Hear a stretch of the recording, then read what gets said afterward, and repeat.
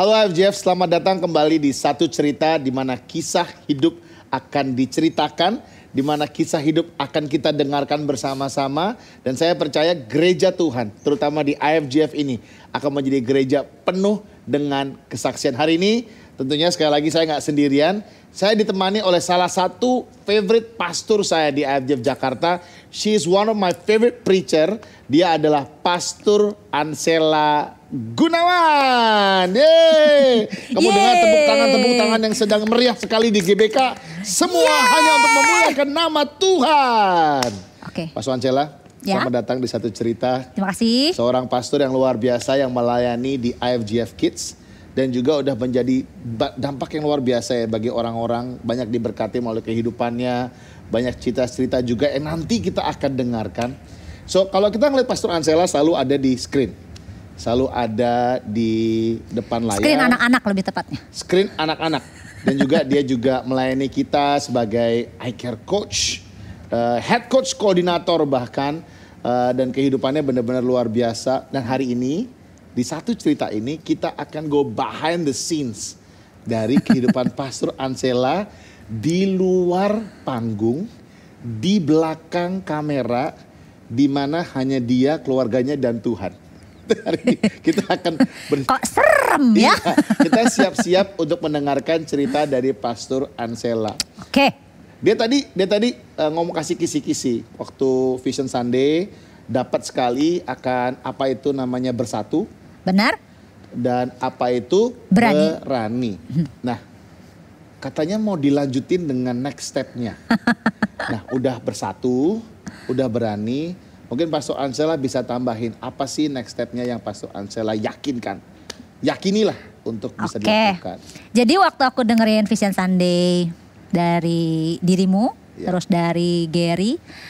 Gak tahu ya dengan semua yang lagi ngedengerin saat ini, tapi pertanyaan pertamaku adalah how? Caranya kita bersatu itu gimana? Apalagi waktu Gary berani gitu ya. Caranya buat ngelangkah berani itu gimana? Jadi, dan itu pertanyaanku lagi dengerin khotbah, gimana caranya? So aku dapat kata ketiga. Waduh. Nambahin. Iya, bisa dijadwal ya untuk bisa memberitakan firman ini di Jemaat IFGF Jakarta mungkin. Gak usah. Di sini aja, di sini aja. Oke, siap. Eksklusif buat Satu Cerita. Betul. Jadi berapapun yang nonton, kalian lah yang tahu. Bersatu, berani, bertindak. Bersatu, berani bertindak. Bertindak. Tapi gak gampang, Jos. Tiga-tiganya gak gampang sih. Betul. Bersatu gak gampang, berani gak gampang, bertindak lebih gak gampang. Karena bertindak itu ngomongin tentang first step-nya kita. Dan first step itu udah pasti kita harus, Betul. Kita harus ninggalin sesuatu yang nyaman sekali untuk ngelangkah. Itu gak gampang. Nah itu yang aku dapat. Aku jadi ingat ini nih, aku jadi ingat waktu dulu aku pulang dari Amerika. Aku ya kayak romantis sekali, gua. Oke, serah lo. Karena aku waktu dulu aku pulang dari Amerika dan ingat banget di depan, kan udah bersatu hati ya. Sama Jessica pulang ke Indonesia. Belum married ya waktu itu, tapi kita udah oke kita pulang Indonesia. Berani bayar tiket, pulang gitu ya. Cuman ingat banget di depan pintu apartemen, itu pas buka pintu, gak berani masuk. Takut ya? Takut, gak berani, berani sampai ke situ. Tapi gak berani pindah karena tahu begitu bertindak masuk ke situ meninggalkan comfort zone yang sebelumnya. Padahal di Amerika udah lumayan oke, udah kerja segala macam-macam. Jessica juga oke di sana sebagai accountant. Pulang mulai dari nol lagi. Tahu nih mau nginjak masuk ke apartemen. Ingat banget apartemennya pintunya warna coklat, ubinnya warna putih. Di luar warnanya seperti gini, kayak coklat-coklat tua. Mau masuk, deg-degannya luar biasa. Cuma masuk rumah? Masuk rumah doang, karena tahu begitu masuk rumah, there's no turning back. Tapi jujurnya I turn back. 2 minggu di Indonesia, pulang balik ke Amerika lagi gak tahan. Tapi Tuhan ngomong secara jelas, waktu itu Jos balik lagi. Kamu balik dan masuk sekarang, benar-benar masuk. Dan aku akan membuat kamu melihat akan apa yang aku mau dalam kehidupan kamu. Dan aku percaya Pastor Ansela salah satu pastoral di IFJF Jakarta. As a full timer bahkan. Ya. Itu gak hal yang gampang. Saya jadi pastor aja mikirnya, waduh lumayan gitu. Nah, udah berapa lama jadi pastor? Jadi pastor di IFJF dari 2013. Jadi sudah 43 tahun dia menjadi pastor. Mohon maaf, gua aja belum 43 ya. Oh, iya. Dari tahun 2000? 2013 jadi pastor. Dari full timer dari 2004. Sebelum full timer ngapain? Full timer di gereja lain. Oh oke. So sebelum memutuskan, mungkin yang itu nanti dulu ya. Iya. Jangan dibahas dulu ya. Satu cerita yang selanjutnya. Mungkin kita fokus pas lagi mau menjadi pastor di IFJF Jakarta. Pasti itu step yang gak mudah. Enggak mudah banget. Piye? Aku mundurnya jauh nih Jos. Aduh oke. Ya karena udah 43 tahun tadi ya. Enggak Jos, kok belum 43. Oh iya, 2013. Ya silakan. Aku mundurnya mungkin first step yang paling sulit dalam panggilan ya. Itu adalah ketika aku diminta sekolah teologi ya. Wah interesting. Nah itu adalah jadi aku ini kan lahir besar di Bandung. Keluarga aku bukan keluarga yang berada banget, tapi aku ini dimanja sekali sama my dad. Jadi kelihatan lah ya, hidupku itu nyaman, bener-bener nyaman. Mau ngapain, gak pernah sendiri, gak pernah kerja. Gak pernah sendiri maksudnya? Gak pernah sendiri tuh, makan diambilin, baju bersihin, you know everything tuh disediain lah kasarannya. Nah lulus SMA, gue itu diberi beasiswa. Bayangin gue udah dapet beasiswa masuk ke salah satu universitas kenamaan di Bandung. Wow. Jurusan sastra Jepang. Wah, didn't know that. Gua, ya lu gak tau kan? Ya kan ini katanya buka-bukaan, ya kan? Ya. Jadi waktu itu tuh gue udah dapet beasiswa, tinggal masuk. Dan sastra Jepang itu salah satu yang aku pengenin karena aku suka nulis. Jadi aku berpikir pengen jadi penulis sebenarnya. Udah masuk, tinggal masuk Jos. Tiba-tiba my dad datang, terus dia bilang kayak gini, Sel, papi doa dan papi rasa kamu harus sekolah teologi ya. Gue kayak, terus gue bilang, jangka waktunya berapa deket antara mau masuk? Itu kalau gue nggak salah tinggal like berapa minggu, 2 mingguan kali. Karena udah beres, semuanya gue tinggal masuk kuliah aja gitu. Papi gue bilang kayak gitu, terus gue kayak, gue harus batalin semua gitu yang gue udah gini. Terus gue cuma ingat gue bilang gini sama papi gue, Tuhan ngomongnya sama papi, bukan ngomong sama gue. And then papi gue bilang kayak gini, ya Dan kamu berdoa, you pray. Did you pray? Yes of course. Karena gini Jos, I would not have prayed. waktu itu karena aku ini sama papiku deket banget. So I know dan kalau dia yes juga. Dan dia seorang pendoa. Jadi waktu dia ngomong kayak gitu aku udah tahu bahwa aku rasa aku harus berdoa. Tapi Jos, waktu itu tuh ya aku tuh bener-bener gak mau.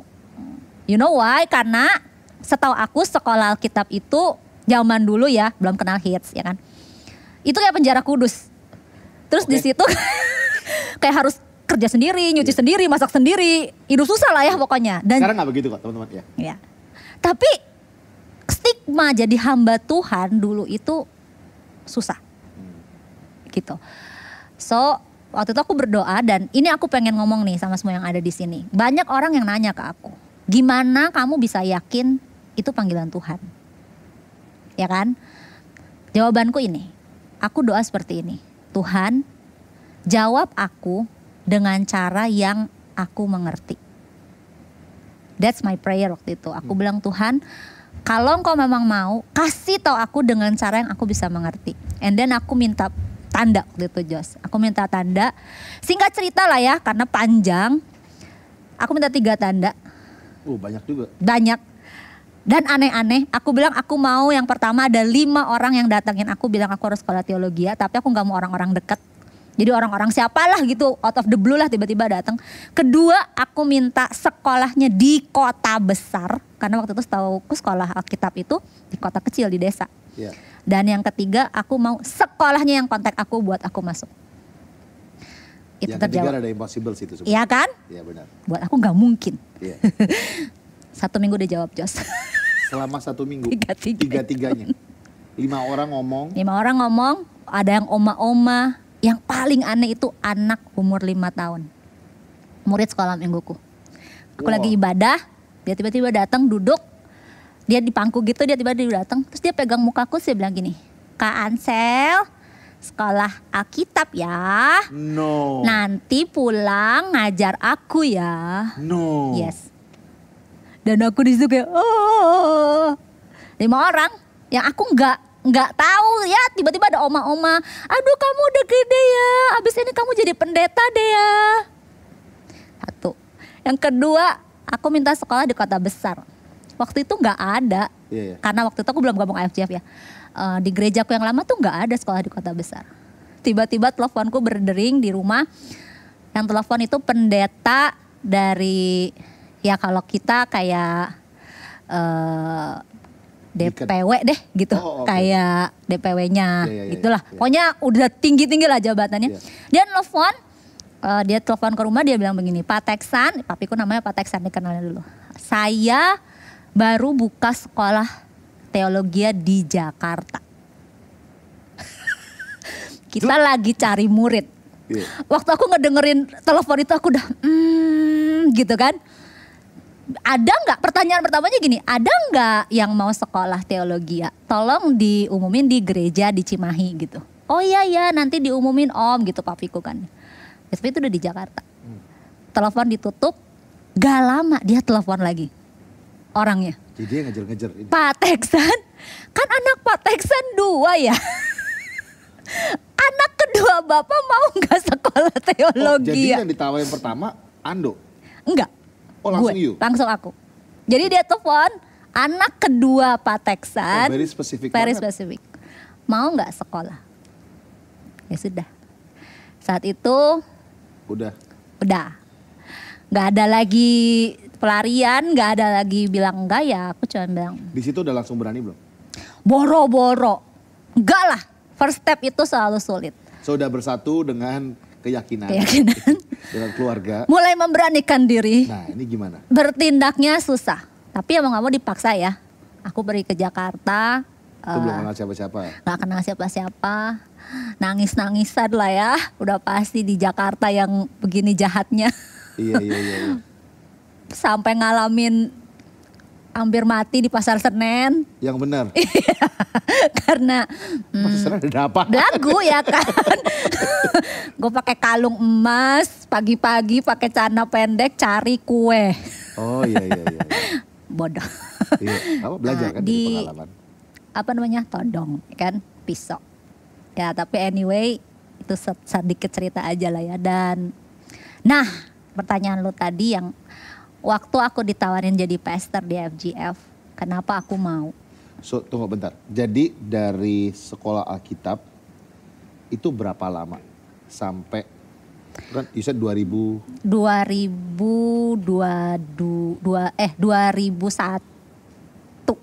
aku lulus. So literally abis SMA langsung ke sekolah teologi. Terus aku kerja jadi dosen dulu di sekolah teologi ya, kerja full timer di gereja lamaku, terus dapat panggilan ke IFGF. Itu pun another first step. Saya nggak pernah tahu IFGF kayak apa. Saya besar di gereja saya. Jadi waktu masuk ke IFGF ya quite big adjustment ya. Yes. Another big step lagi. Yap. Lalu Pastor Jimmy tawarin untuk jadi pastor. Kalau boleh ceritain nggak? Karena gue ada cerita gue, tapi gue nggak akan cerita di sini. Tapi cerita lu ditawarinnya di mana? Posisinya seperti apa? Di restoran kah? Di mana? Golf? Enggak. Lagi sepedaan? Enggak. Main layangan? Atau apalagi posisi mana?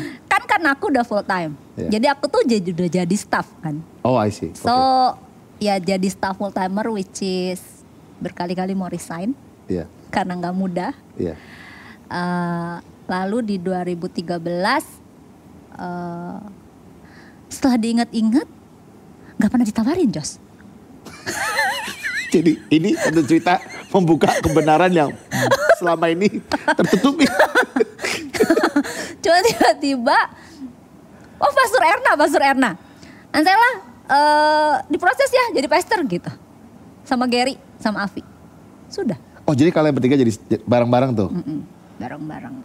Wow. Cuman waktu itu sih mungkin first step yang pertamanya udah aku lewatin lumayan banyak ya. Jadi waktu diminta jadi pastor itu ya nggak terlalu challenging. Justru setelah jadi pastor di situ aku nemuin kayak aduh kayaknya keputusan ini salah. Oh, oke. Karena jadi pastor itu orang tuh mikir kita tuh malaikat. Ya.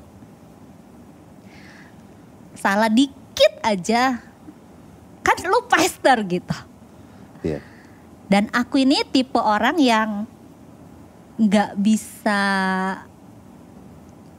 apa ya? Ya udahlah, bahasanya. Ansela itu Ya, Ansela. itu gua, itu gua Ya. gitu, itu aku gitu. Jadi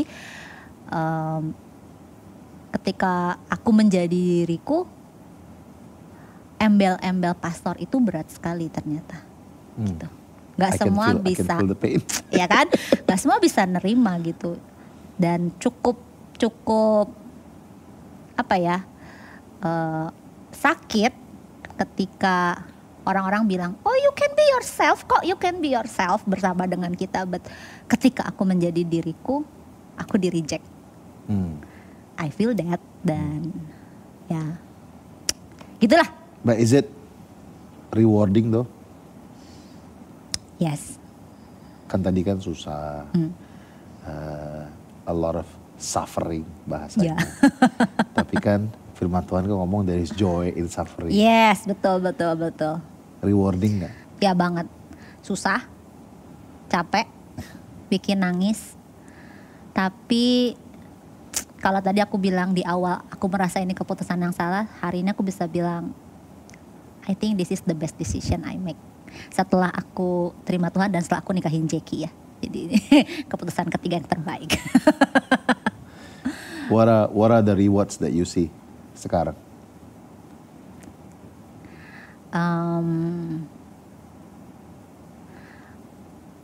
Aku nggak pernah merasa sedekat ini dalam hubunganku dengan Tuhan. Aku tuh tahu dia dekat sekali gitu. Many times. Kamu pasti tahu lah ya, just kalau as a pastor, we cannot talk. To who? Ke siapa? Mungkin di sini yang nonton either ada pastor atau mungkin leader. It's very hard for us to find somebody yang bisa benar-benar ngedengerin kita apa adanya. Ada yang ngomong leadership itu lonely katanya. Yes. Dan itu benar. Buat aku itu benar. Walaupun ada yang bilang, oh enggak, no. Itu benar. So, aku benar-benar ngerasain, he is my best friend. Gitu. Jadi waktu aku capek, waktu aku benar-benar kayak gak tahu mesti gimana, kayak aku benar-benar pengen nyerah, aku tuh rasa dia dekat sekali gitu. Aku rasa Tuhan itu peluk gitu. Dan ini yang selalu aku dapat setiap kali aku dapat masalah atau apa gitu. Aku nggak buta, aku nggak tuli sel. I know and I will do that gitu. Dan Maksudnya? ya misalnya aku kayak, aku nggak tahu sih kamu ngalamin ini nggak just as a pastor, tapi aku sering sekali mengalami masa-masa kekurangan juga dalam hidupku gitu ya. So udah takut banget dan nggak tahu mesti gimana. As pastor kita nggak bisa ngomong sama orang, gue pinjem duit lu dong misalnya gitu kan, atau gimana gitu kan, nggak enak ya. But Padahal kita doain kita harus memberikan pinjaman. yes gitu, yes. Dan for me itu adalah satu hal yang struggle loh sampai hari ini ya. Maksudnya kalau tadi lu bilang kita boleh buka-bukaan, buat aku masalah finance ini mungkin aku belum free sepenuhnya gitu. But aku pernah mengalami masa-masa yang bener-bener berat gitu. Gue ingat banget itu. Ya, I think Gue ingat banget itu aku kayak udah nggak tahu mesti gimana gitu. Dan aku datang sama Tuhan, aku bilang, Tuhan, aku benar-benar nggak tahu mesti gimana. Dan itu aku nggak buta Sel, aku nggak tuli, aku nggak akan membiarkan kamu kelaparan, aku nggak akan membiarkan anak-anak kamu nggak makan. I will do that gitu. Aku bakal lakuin buat kamu. Dan dia prove it. Sampai hari ini, praise God. Anak-anakku nggak pernah kelaparan, Jos. Ya. Dari awal yang tadinya bersatu ya dengan purpose yang Tuhan kasih, bareng-bareng sama keluarga, mempunyai keberanian walaupun deg-degan. Terus tadi bertindak, dan tindakannya ini pasti nggak cuma satu tindakan, tapi banyak sekali tindakan. Bener. Tadi mungkin salah satu dari thousands of action yang lu lakuin. Dan rewardnya yang pertama tadi you said keintiman bersama dengan Tuhan. Dan itu reward yang nggak tergantikan. Nggak bisa dinilai dengan uang. Yes. Aku mau touch sedikit tentang keluarga. Boleh. Reward dalam keluarga yang kamu rasain? Mungkin yang aku rasain adalah pemulihan hubunganku dengan Jackie. Kalau yang nggak tahu, Jackie suami gue. Yeah. Tahu lah ya. Tahu ganteng. Ya, waktu kita awal nikah itu mungkin masih beda ekspektasi kali ya. Maksudnya kayak, ya tadi kan aku udah cerita nikah gimana. Umur berapa ya? Aku nikah umur 26. Okay. 26. Waktu itu Jackie belum full time. Aku udah full time. Terus walaupun dia anak pendeta, tapi ya mungkin kita melihat apa yang kita mau lakuin ini beda gitu. Jadi beberapa tahun pertama di pernikahan kami itu Ngerti? gitulah. Iya. Very berat banget lah, susah sekali gitu. Udah ada Aurel. Sampai ini bener nih terbuka nih ya. Iya. Ya sempat satu kali dalam pernikahan kami tuh aku bilang sama Jackie udahan aja lah gitu. It's because itu karena ministry loh. Beneran, itu karena ministry. Dan mungkin hari itu juga Jackie yang biasanya sangat sabar lagi emosi banget. Jadi dia bilang oke. Itu malam-malam. Wow. Dan itu aku nggak tahu mesti lari ke siapa. Yeah. Karena beneran kayak yang tadi aku bilang nggak ada gitu kan. Yeah. Tapi ya kembali ke janjinya Tuhan yang tadi, dia ada. Jadi waktu malam itu Tuhan tuh nggak buta, Tuhan tuh nggak buta, Tuhan tuh nggak tuli. Itu bener-bener sampai hari ini, Jos, kata-kata itu tuh yang bener-bener selalu nguatin aku dalam segala perkara. Nah balik ke malam itu, kami berdua udah ada di titik yang benar-benar paling low dan udah bilang kayak gitu, udahlah selesai aja, udah let's divorce gitu. Itu udah keluar, padahal kan nggak boleh ya. Kalau orang bener nih nggak boleh nih. Tapi itu udah keluar, udah let's divorce lah, udah stop it gitu. Kita udah nggak bisa lanjutin. Dan Jackie bilang oke, let's do it gitu. Tapi malam hari itu mama mertuaku yang telepon aku. Padahal mama mertuaku itu jarang sekali telepon aku. Karena jauh. Iya. Dia di Manado kan. Iya. Waktu itu dia masih hidup, dia telepon aku. Terus dia cuma bilang kayak gini. Aku gak tahu kamu lagi ada masalah apa sama Jackie. Tapi ya itu. Tuhan gak buta. Did she really say Iya. that? Tuhan gak buta, Sel. Dia tahu. Wow. So aku cuma nangis malam itu karena aku benar-benar malam itu kecewa sekali sama suamiku gitu ya. Mungkin di pihak lain dia juga kecewa sekali sama aku kan. Jadi but Terus mami mertuaku itu cuman bilang bertahan. Tuhan ada gitu, berdoa gitu. Ya udah.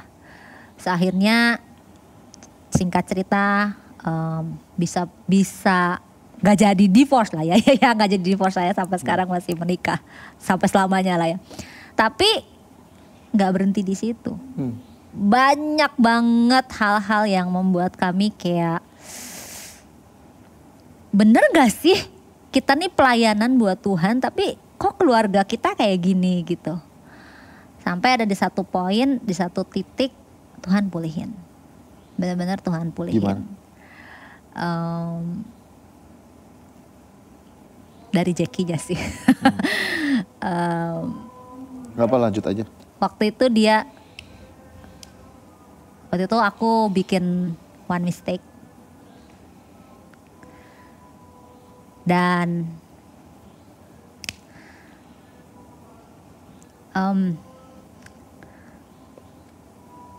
dia tahu aku ngelakuin salah itu. Aku udah full timer waktu itu ya Jackie juga udah full timer ya. But dia datengin aku. Jadi waktu aku bikin salah, terus dia tahu, terus aku nggak bisa cerita di sini yang itu benar-benar. I'm sorry buat that. Aku udah janji untuk nggak cerita, but malam itu aku tanya dia setelah aku bikin salah, aku bilang, kamu tahu nggak aku lakuin ini gitu. Terus dia cuma bilang gini, I know. Terus aku bilang, terus kenapa kamu tetap diam dan gak ngapa-ngapain gitu. Kalau yang pertama kan hajar. Dia cuma bilang kayak gini, aku udah janji sama Tuhan untuk berjalan bersama kamu. Di jalan ini. Kalau kamu jadi seperti sekarang, pasti aku juga ada salahnya. Dan aku minta maaf. Jadi dia gak bilang gue yang salah. Aku gak minta maaf. Jadi dia yang minta maaf? Dia yang minta maaf. I'm sorry to make you like this. And dia bilang, I'm sorry kalau aku gak support kamu. Karena waktu itu aku ngerasa dia gak support. I'm sorry aku gak support kamu. I'm sorry kamu gak merasa aku care enough gitu. But know that I love you. Know that we will walk together. Dan malam itu adalah satu turning point buat aku bahwa